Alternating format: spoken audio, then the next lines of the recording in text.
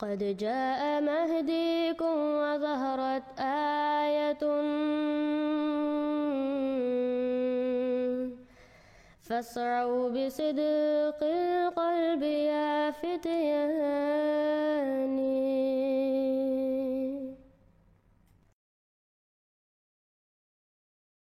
سب دیکھنے اور سننے والوں کی خدمت میں محبت بھرا سلام۔ احمدیہ مخالفین رمضان میں لگنے والے سورج اور چاند گرہن سے ڈریں، یہ آج کے پروگرام کا موضوع ہے۔ اس پروگرام میں مختلف ویڈیو کلپ دکھائے جائیں گے۔ پہلا کلپ ایک فسادی تنظیم کے سرکردہ مولوی کا ہے۔ شیطان کی پیروی کرنے والا یہ مولوی کس دیدہ دلری سے امن پسند اور مکھ سے محبت کرنے والی احمدیہ مسلم جماعت کے خلاف گندی زبان استعمال کر رہا ہے۔ ختم نبوت کی غلط تشریح کرتے ہوئے احمدی مسلمانوں کو مرتد قرار دے رہا ہے اور آئین کو اپنی مرضی سے بدلتے ہوئے احمدی مسلمانوں کے بنیادی حقوق کو تلخ کر دینے کی بات بھی کر رہا ہے۔ ملاحظہ فرمائیں۔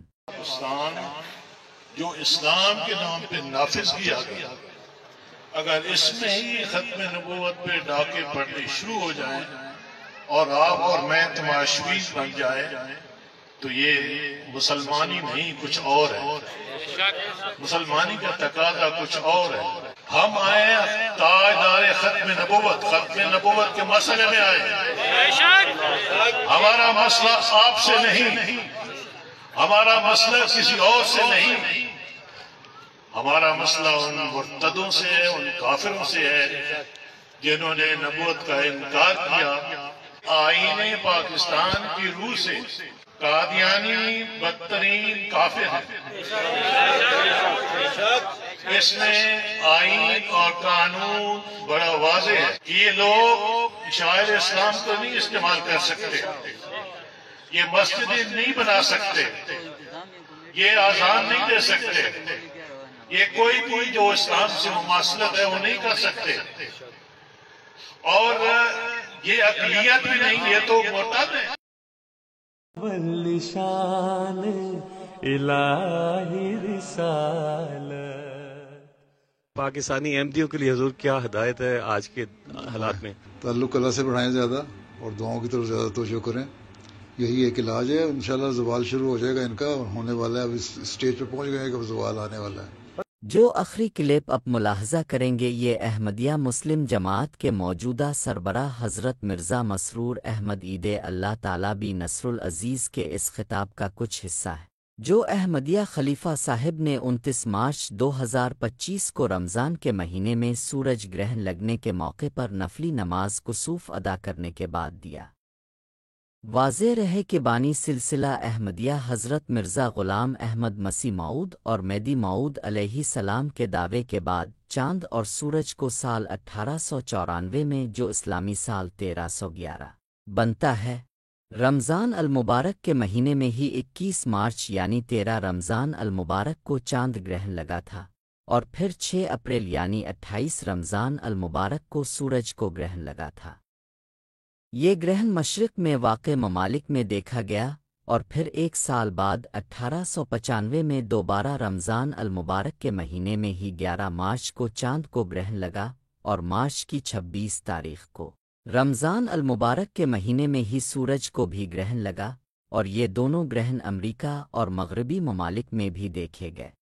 اور اب 130 سال بعد ایک مرتبہ پھر رمضان المبارک کے مہینے میں ہی 13 اور 14 مارچ کی رات کو چاند گرہن جو کہ امریکہ، آسٹریلیا، شمال مشرقی ایشیا، افریقہ اور یورپ میں دیکھا گیا، اور 29 مارچ کو رمضان کے مہینے میں ہی سورج کو بھی گرہن لگا جو کہ امریکہ، یورپ، شمال مغربی افریقہ اور شمال مغربی روس میں بھی دیکھا گیا۔ رمضان المبارک کے مہینے میں چاند اور سورج کو گرہن لگنے کی مذہب اسلام میں کیا اہمیت ہے، اور اس بارے میں حضرت محمد صلی اللہ علیہ وسلم اور حضرت مسیح موعود علیہ السلام کے فرمودات کی روشنی میں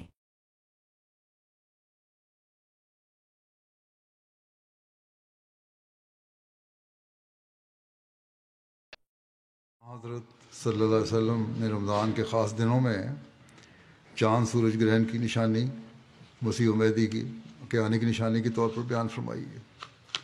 اور اس کے مطابق حضرت مسیح علیہ السلام کے دعویٰ کے بعد 1894 مشرق میں اور 1895 میں مغرب میں یہ گرہن لگا تھا، چاند کو بھی سورج کو بھی۔ حضرت مسیح علیہ السلام نے اپنی کتب اور مجالس میں اس کا بہت ذکر فرمایا ہے۔ ایک کتاب ہے آپ کی نور الحق، اس کے حصہ دوم ایک اقتباس میں یہاں پیش کر دیتا ہوں حضرت مسیح علیہ السلام کا۔ آپ فرماتے ہیں کہ پھر جان لو، یہ عربی میں ہے، اس کا ترجمہ بھی ساتھ ہوا ہے کہ پھر جان یعنی جان لو کہ خدا تعالیٰ نے میرے دل میں پھونکا کہ یہ خسوف اور کسوف جو رمضان میں ہوا ہے یہ دو خوفناک نشان ہیں۔ اس چاند اور سورج گرہن جو رمضان میں لگا ہے یہ دو خوفناک نشان ہیں جو ان کے ڈرانے کے لیے ظاہر ہوئے ہیں جو شیطان کی پیروی کرتے ہیں۔ احمدیہ مسلم جماعت کے موجودہ ان کو ڈرانے امام کے لیے ظاہر عید ہوئے ہیں، اللہ شیطان کی تعالیٰ پیروی بن کرتے نصر ہیں العزیز نے کیا جنہوں نے ظلم فرمایا، اور بے ملاحظہ اعتدالی کو اختیار فرمائیں۔ کر لیا۔ سو خدا تعالیٰ ان دونوں نشانوں کے ساتھ ان کو ڈراتا ہے، اور ہر یک ایسے شخص کو ڈراتا ہے جو حرص و ہوا کا پیرو ہوا اور سچ کو چھوڑا اور جھوٹ بولا اور خدا تعالیٰ کی نافرمانی کی۔ پس خدا تعالیٰ پکارتا ہے کہ اگر وہ گناہ کی معافی چاہیں تو ان کے گناہ بخشے جائیں گے اور فضل اور احسان کو دیکھیں گے، اور اگر نافرمانی کی تو عذاب کا وقت تو آ گیا۔ اور اس میں ان لوگوں کو ڈرانا بھی مقصود ہے جو بغیر حق کے جھگڑتے ہیں اور خدا تعالیٰ سے نہیں ڈرتے، اور ایسے شخص کے لیے تہدید ہے جو نافرمانی اور تکبر اختیار کرتا اور سرکشی کو نہیں چھوڑتا۔ سو خدا سے ڈرو اور زمین پر فساد کرتے مت پھرو۔ اور تمہیں کیا ہو گیا ہے کہ تم اس سے ڈرتے نہیں، حالانکہ ڈرانے کے نشان ظاہر ہو گئے۔ اور صحیح مسلم اور بخاری سے ثابت ہے کہ نبی صلی اللہ علیہ وسلم نے مومنوں کے سمجھانے کے لیے فرمایا کہ شمس اور قمر دو نشان خدا تعالیٰ کے نشانوں میں سے ہیں، اور کسی کے مرنے یا جینے کے لیے ان کو گرہن نہیں لگتا، بلکہ وہ خدا تعالیٰ کے دو نشان ہیں۔ خدا تعالیٰ ان دونوں کے حادثات اپنے بندوں کو ڈراتا ہے۔ بس جب تم ان کو دیکھو تو جلدی سے نماز میں مشغول ہو جاؤ۔